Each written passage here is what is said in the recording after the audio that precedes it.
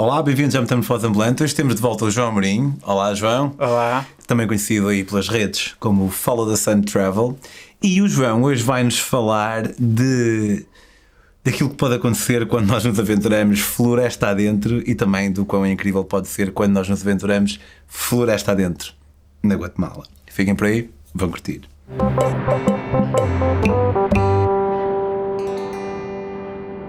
Olá, João. Olá, Pedro. Disclaimer. Eu estava aqui a ver, eu conheço de algum lado, tu mandaste mensagem, mas tu fizeste Já me conhecias? um documentário na Arábia Saudita, agora um filme, não foi? Pois foi. Que fixe, pá, que fixe. Tu não estavas lá comigo? Pois estava. Olha que coisa, sério, onde é que o pessoal pode ver esse comentário? O pessoal pode ir ao teu Instagram, que é Pedro on the Road, ou ao meu Instagram, que é Follow the Sun Travel, e no link da bio de certeza que ainda vai estar lá Ok. a informação sobre isso. Mas estava fixe o filme, não estava? Olha, eu gostei muito, achei que estiveste muito bem, bonito. Por acaso como tu também estavas bem. Principalmente naquela parte em que quase que te matavas e bateste com a cabeça na areia, estava lindo. Tá, e a parte da perna que não aparece? É a parte da perna, não aparece, mas também não pode aparecer tudo. Não pode aparecer tudo. Mas sim, o João está a falar de um filme que nós, no qual nós participamos, não fomos nós que fizemos, quem fez foi o Pedro Brandão, e está absolutamente incrível. E visitem os nossos Instagrams para poderem conhecer. Contudo, hoje estamos aqui para falar de outro sítio, de outro país, que é Guatemala. Onde nós também já viajamos. A primeira vez que viajamos juntos foi na Guatemala. É verdade. Vai uma semana à boleia por lá. A primeira foi na Guatemala, a segunda foi na Arábia Saudita, não foi?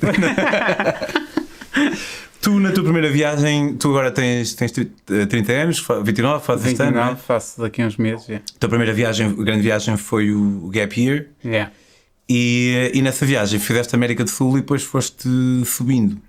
Comecei no Brasil, passei para o outro lado, para o outro oceano e subi até ao México e passei pela Guatemala. E na altura, há algo interessante que é o facto de, talvez por eu privar tanto com o João, que não só é bastante aficionado da Guatemala, como também é líder de viagens da Guatemala, na Landscape, tinha a ideia que a Guatemala era um país super visitado e tal, mas não, simplesmente se calhar ouvia muito da Guatemala de ti e então ficava com a ideia que era mais famoso do que realmente era.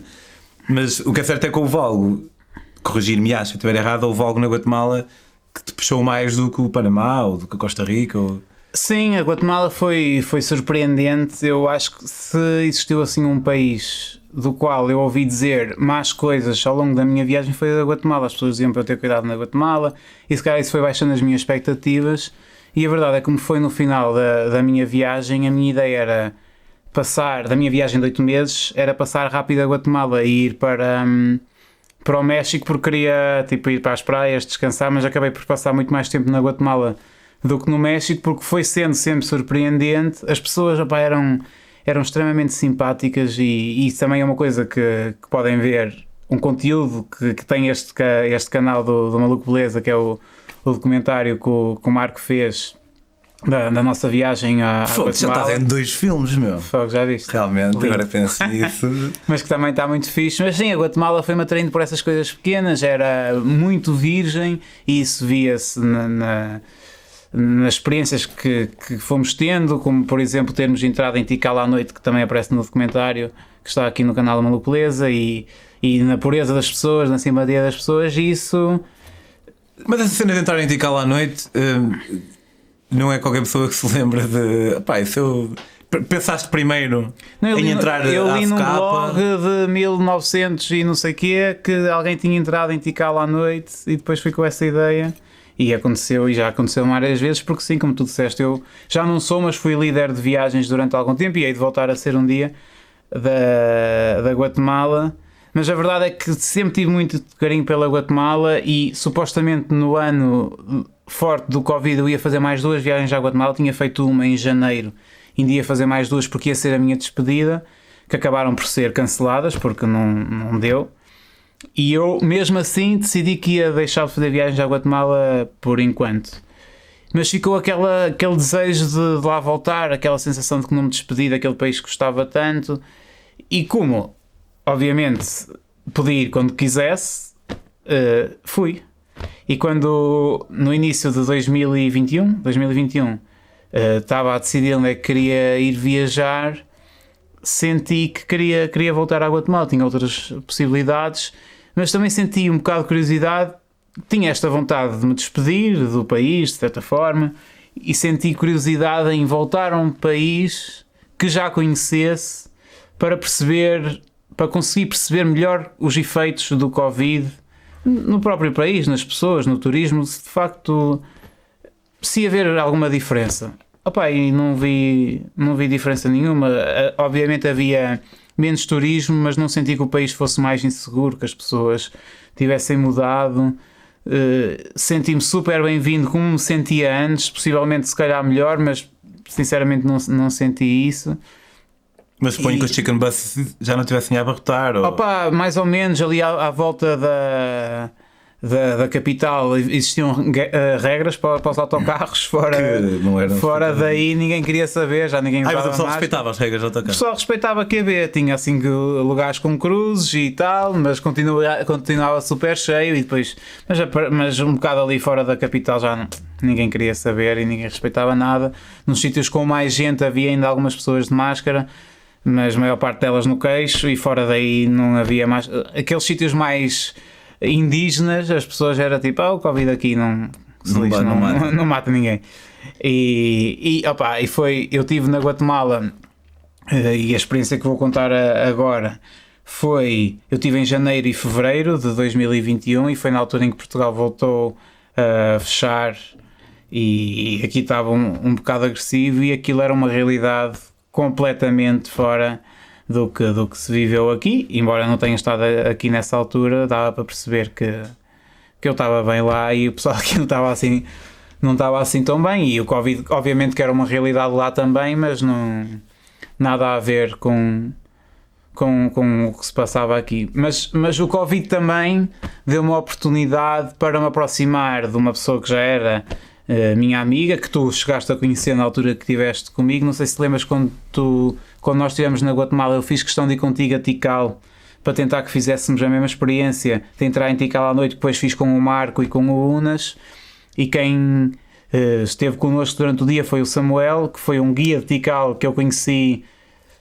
há muitos anos. Eu lembro que nós começamos com um guia que falava inglês. E depois eu encontrei o Samuel e disse: Samuel, eu tinha dito que tu fosses o nosso guia. Não sabia, só agora é que estou a saber que é a mesma pessoa, ok. Queria que tu fosses o nosso guia, e eles disseram-nos que não estavas cá, mas ele estava lá, e ele sim, claro, vamos. E foi connosco.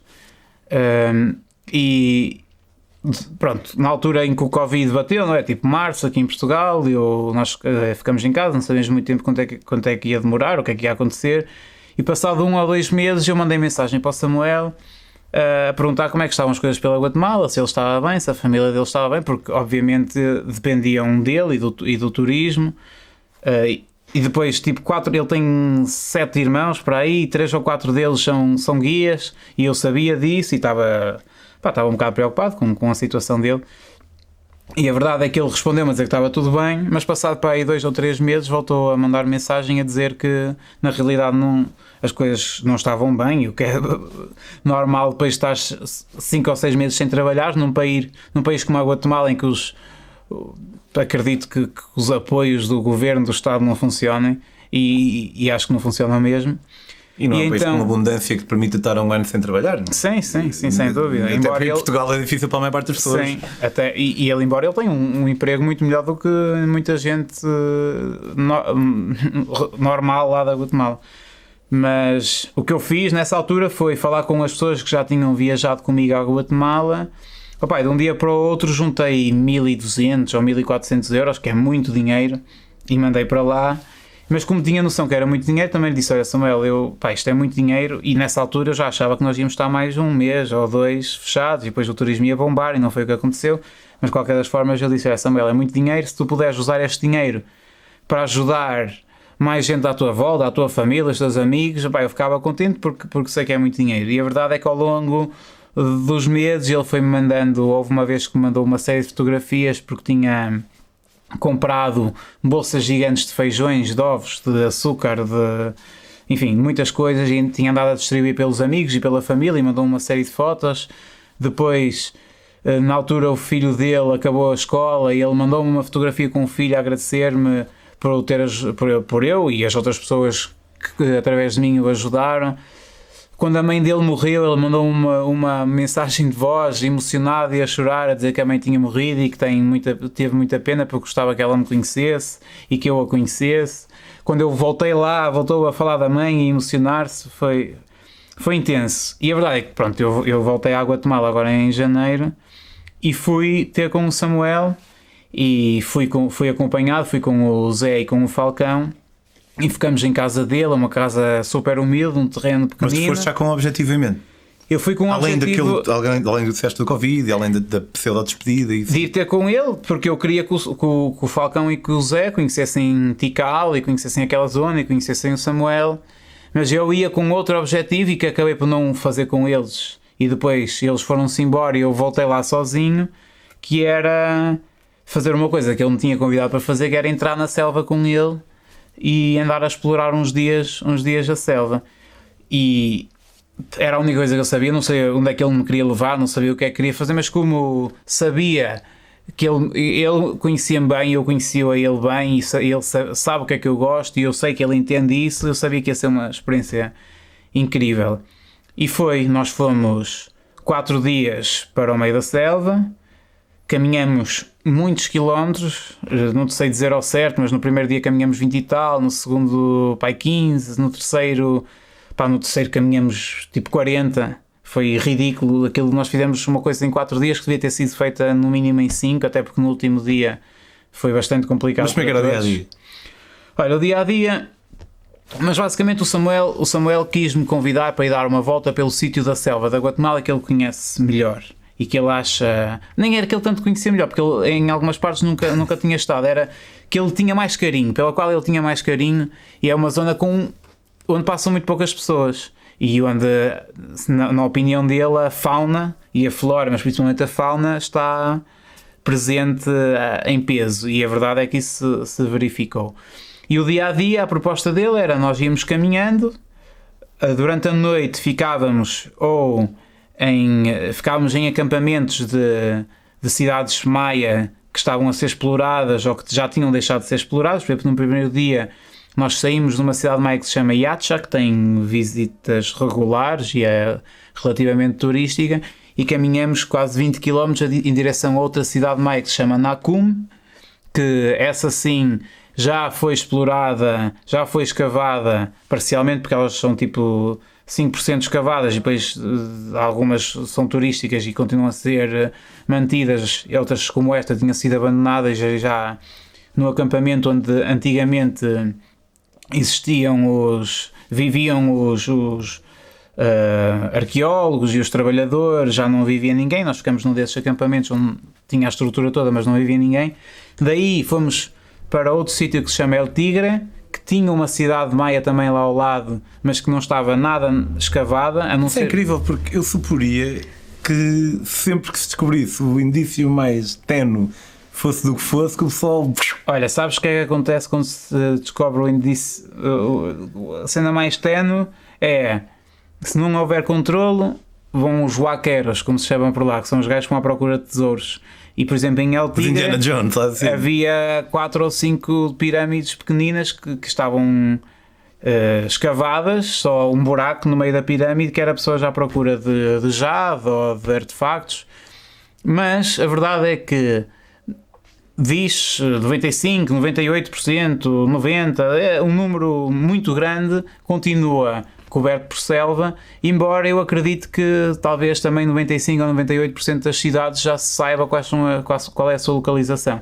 A verdade é que não há capacidade de explorar essas cidades todas, até porque normalmente o dinheiro internacional, os fundos internacionais que ia para a Guatemala, que supostamente para ser usado nesse tipo de coisas, era muitas vezes desviado. Então agora a única forma de se apoiar esse tipo de projetos de investigação é os países levando mesmo equipas de arqueólogos que trabalham com o dinheiro que vem do país, eles próprios usam o dinheiro para trabalhar na obra, porque se o dinheiro passar pelo governo da Guatemala desaparece todo. E não há capacidade para explorar, sei lá, 500 cidades maia no meio da selva, não faço ideia. E se calhar também Tikal, se houvesse tanto turismo em Tikal, há bastante turismo, mas se houvesse tanto turismo que tornasse aquilo impraticável, valia a pena o investimento em desenterrar outra. Mas não há assim tanto turismo, e tentar escoar claro, aquilo. claro, sem dúvida, mas não há Até assim porque eu tanto lembro-me de estar turismo. lá, eu não sei qual é a altura mais forte de turismo lá, mas nós estávamos lá em maio e entre as pirâmides muitas vezes não havia lá uma única pessoa. Sim, e maio é uma altura com turismo, porque nós estivemos lá mais ou menos na altura da Semana Santa e é na altura em que há Precisamente na mais altura da turismo. Semana Santa, yeah. Há mais turismo na Guatemala e naqueles países quase todos, mesmo na Colômbia. E portanto, sim, não justifica, não há capacidades, não há meios para explorar, porque não é só a cena de escavar. Depois de ter escavado uma pirâmide, tem que ser reconstruída para manter a pirâmide, a estrutura da pirâmide, e depois de ser reconstruída tem que ser mantida, e isso exige muito dinheiro, muita mão de obra. Isso reconstruído é interessante porque isto talvez seja estupidez minha, mas eu sempre achei que o pessoal desenterrava e elas estavam como estão agora. Nada a ver Mas não, com uma floresta cresce, literalmente a selva cresce em cima da faz pirâmide. perfeito sentido, mas sei lá, porque dá para ver algumas mesmo em Tikal. Sim, dá para ver quase todas. O Tikal está tipo 5% descoberto. E às vezes há uma que está cidade. altamente, mas de lado está como estava antes de ser escavado e então está assim com os paralelos todos para baixo. Ok, faz E sentido. basicamente, por exemplo, El Tigre, que foi essa cidade onde nós estivemos, ao lado de El Tigre tinha um acampamento de guardas florestais e a cidade estava completamente coberta por selva, mas mesmo assim é super fácil de identificar. Talvez para uma pessoa que nunca tivesse passado por uma cidade maia não conseguisse ver, mas é muito fácil de identificar o que é uma pirâmide, porque é assim uma espécie de um monte piramidal com plantas em cima e enfim.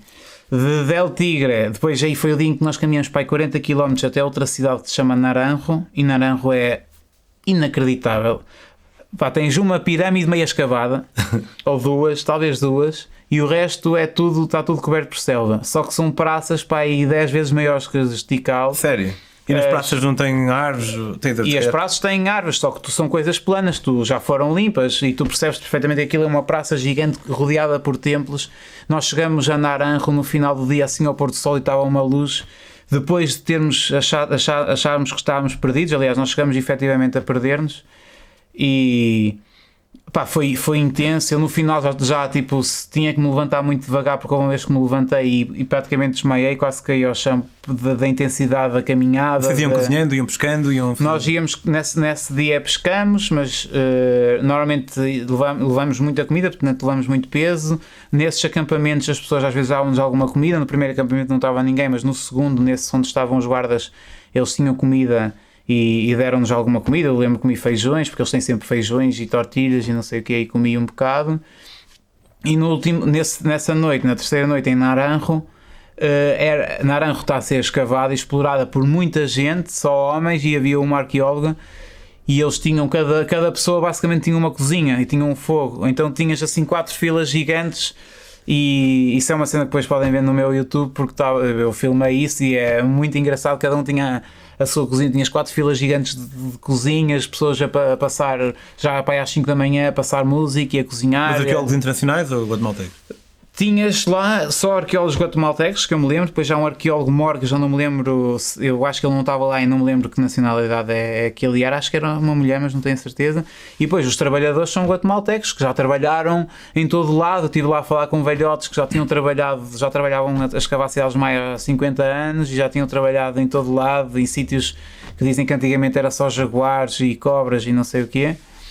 E foi uma experiência muito intensa. Eu lembro-me que nesse dia, quando cheguei a Naranjo, estava muito mal mesmo, muito cansado, e que a única coisa que eu consegui fazer foi tipo pedir Coca-Colas, e eles não tinham mesmo Coca-Cola, tinham umas marcas brancas, e estar a ver Coca-Cola para injetar açúcar no meu corpo, que eu já praticamente não me mexia, nem eu nem nenhum deles, estávamos todos partidos mesmo. Eu, conhecendo a tua aversão a assim, bebidas desse género, para teres realmente uma necessidade, Sim, não só apetecer, mas realmente uma necessidade. Eu quando bebo Coca-Cola, que até bebo algumas vezes, é sempre Coca-Cola zero, se não houver nunca bebo, portanto tu entendes porque é que eu estava mesmo a precisar. Mas a cena mais impressionante dessa aventura, e que pronto, felizmente consegui filmar parte disso, e também está no meu canal do YouTube, tem um vlog em que é mostro, Follow the Sun Travel, ou só Follow the Sun Travel, em que mostro isso a acontecer. Foi que nós no primeiro dia vimos logo 4 cobras diferentes. 4 cobras num dia? E depois nos outros dias eu vi uma ao longe e o Samuel viu outra. Sabes que eu em a África em 15 meses se calhar vi 4 cobras. A sério? Em 15 meses. Yeah, no primeiro dia vi logo 4 e mal nós começamos a caminhar, saímos de Acha, nessa zona que ainda era mais ou menos turística, andamos um bocado de carro e paramos lá, estávamos a caminhar 15 minutos e vimos logo uma boa, que é tipo da família das pitões. E era pequena, tinha tipo 2 ou 3 metros e podem crescer muito mais. Não sei até quanto é que crescem Largura, lá. tipo Era um braço, uma perna, mais uma perna. E tinha acabado de comer, estava muito lenta, foi super bonito, filmei isso também, ela a afastar-se, foi mais tranquilo. E depois vimos outra, uma qualquer que ela foi rápida, vazou rápido, mas é uma que enterra a cabeça no chão e que usa a cauda para chicotear tipo as presas que vão atacar e não sei o quê. Ok, os predadores. E depois vi uma que me fez temer pela vida, porque eu lembro que estava a falar com o Samuel e estava a dizer: pá, Samuel, sabes, eu não tenho medo destas merdas, porque tipo um gajo que passa pelas cobras e é altamente e vê. E de facto já tinha estado com uma tarântula na mão e na cara, e já tinha visto outras cobras ao longe e nunca tinha apanhado um susto. E falava com humildade e com a noção de que nunca tinha... Eu não tenho medo destas merdas. Não, mas com a noção de que nunca tinha visto nenhuma, nunca tinha sentido realmente uma ameaça, mas já tinha ouvido um jaguar, isso nunca me tinha dado medo. Mas a verdade é que eu estava a caminhar lá e o Samuel estava atrás de mim, ele tinha levado um amigo que era o Feeling, que era um gajo, ele chamava-se Feeling porque tinha assim uns bigodes e há lá um peixe que eles chamam Feeling que também tem uns bigodes, então o gajo tinha o mesmo nome do peixe. E depois nós acabamos por comer esse peixe porque depois o pescamos, foi engraçado. O gajo basicamente estava a comer o peixe cru, era alta personagem. Então ele passou à minha frente e passou mesmo ao lado de uma cascavel gigante e não a viu. E eu passei atrás dele e mesmo a cascavel estava no meio do caminho, que nem é uma cena normal, escondida tipo entre folhas, e mesmo antes de a calcar e ela já estava em posição de ataque, eu vi, saltei por cima dela, disse 500 mil asneiras. Ela estava assim mesmo... Eu estava a passar no caminho e ela estava no canto onde eu ia pôr o pé. Ui. E eu saltei por cima dela e mal eu saltei comecei a gritar, ela começou logo a fazer o rattle, não sei como é que chama em português, a fazer o barulho de rattle, aquilo chama-se rattlesnake em inglês porque tem um rattle, sim. Um guizo. Também não sei em português. Yeah. E começou logo e ouve-se, eu tenho isso filmado lá no vlog e ouve-se, eu caguei-me todo de medo. E é engraçado porque a noção de que tu podias ter morrido só te vem depois. E eu já estava livre de perigo, não é? Quando tu estás no vídeo, isto não é spoiler porque ele está aqui e está vivo, mas naquele momento em que estás caputa, uau! Isso é quando já te apercebeste de que podias ter morrido, ou é mesmo logo? É mesmo quando tu te apercebes que podias ter morrido, mas eu já sei que não vou morrer porque ela está ali à frente, eu já passei por ela e já estava seguro. O Samuel nem sequer a estava a ver, achava que ele nunca tinha visto. Não, é isso que eu quero dizer. É óbvio que já sabes que não vais morrer, mas é ali logo no imediato ou já estás. Não, foi logo no imediato, porque eu peguei. Eu tenho 2 planos da cobra, um deles é nessa que eu estou e estou a filmar e tu vês a cobra ali à frente e o Samuel lá ao fundo e depois estava a tremer bué e depois passado tipo 15 segundos eu ter conseguido filmar um bocado a cobra a tremer bué, pousei essa lente, troquei de lente e pus uma lente, uma 70-200 porque me permitiu aproximar um bocado mais da cobra. Mas isso foi tudo no espaço de um minuto ou assim, ainda estava com aquela adrenalina toda de que... E depois faço um vídeo tipo em selfie e tu vês a minha cara de pânico absoluto. Não dá para fingir. Sim. E a partir daí ainda vimos mais uma cobra, lá está, assim ao longe, e nenhuma delas, só esta é que realmente me podia matar e de facto se calhar se me tivesse mordido... não sabemos, porque depende depois como é que o teu corpo reage, mas se nós tivéssemos que caminhar para trás, estaríamos talvez a 8 ou 9 horas de caminho de um hospital e porque já estávamos quase a chegar ao acampamento e aí a partir daí eu tive medo de tudo. Era o que eu ia perguntar, se tu voltas àquela posição de era azar também, portanto não vai... Ou se ficas super alerta com tudo. Sabes, o Samuel sempre contou muitas histórias engraçadas e tipo o que é que ele viu, o que é que ele não viu, jaguares aqui, jaguares acolá, cobras. Ele nunca tinha visto uma cascavel, assim daquele tamanho, só tinha visto uma pequenina. Mas contava muitas histórias. Eu pensava sempre, pá, eu achava engraçado porque achava que o gajo, pronto, gostava de inventar um bocado. E acredito que até possa ser assim um bocado, algumas coisas assim um bocado fantasiadas. Mas naquele momento eu soube que provavelmente eram verdade. E é engraçado, quando nós chegamos ao acampamento, no dia seguinte à noite, ou seja, nesse dia nós dormimos no acampamento onde não tinha ninguém, no dia seguinte dormimos em El Tigre, no acampamento dos guardas, e a brincadeira deles era contar histórias. Havia um gajo que tinha uma mordidela aqui de uma cobra que se chama barba amarilla, que é mais agressiva que a cascavel, e provavelmente se fosse uma barba amarilla, tinha-me, mesmo que eu não a tivesse calcado, tinha-me atacado.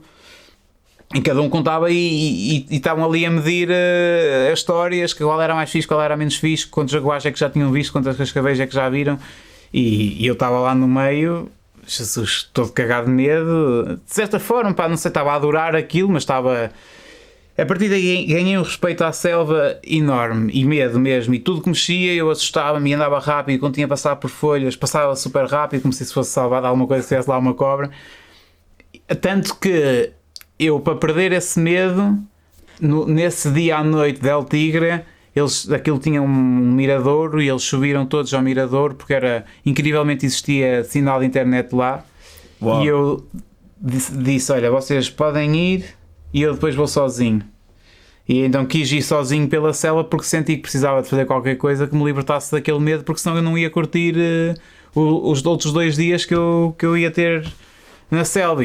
E ia com uma katana na mão, todo cagado, a andar. E nesse dia que vimos a cobra à noite também tivemos, não vimos, mas ouve-se no vídeo também, tivemos para aí a 5 metros ou menos talvez, ou um bocadinho mais de um jaguar, porque estávamos a descer da cidade de Maia e tínhamos acampado lá ao lado, estávamos a voltar para o acampamento e aquilo tinha um reservatório de água grande e ele andava lá a caçar. E já quando estávamos em cima da prenda começamos a ouvir uma espécie de um roncar, mas maior.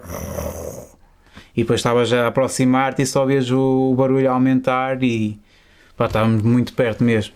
Portanto, tu, porque eu sei de teres visto as imagens na altura e também temos falado disso, antes disto subiste o Fuego, não a Catenango, correto? Subiu a Catenango e o Fuego. O Catenango é um vulcão na Guatemala onde nós vimos, de onde podemos ver o Fuego em praticamente constante erupção.